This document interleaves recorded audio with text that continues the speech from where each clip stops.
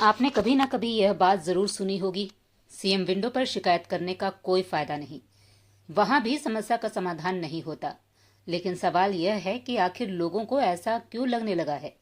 दरअसल कई लोग अपनी समस्या लेकर शिकायत दर्ज तो कर देते हैं, लेकिन उसके बाद महीनों तक इंतजार करते रहते हैं।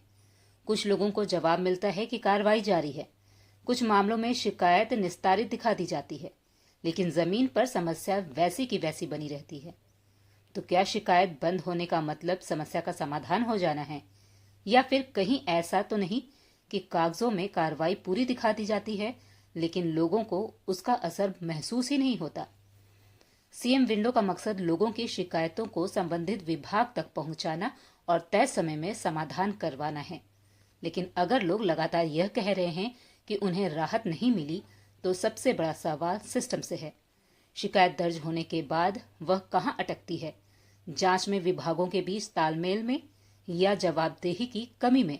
जब शिकायत सिस्टम से ही हो तो जनता आखिर कहां जाए?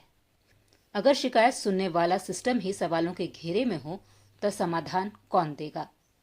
लोग कह रहे हैं सिस्टम में ही शिकायत है। अब जनता क्या करे?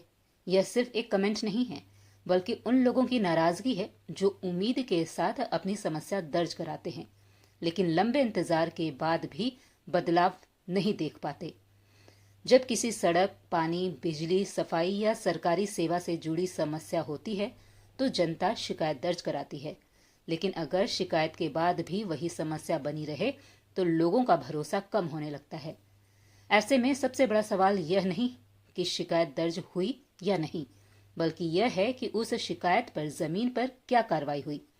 क्या शिकायतों की निगरानी ठीक से हो रही है? क्या शिकायत बंद करने से पहले शिकायतकर्ता से दोबारा पुष्टि की जाती है? अगर समाधान नहीं हुआ तो जिम्मेदारी किसकी तय होती है?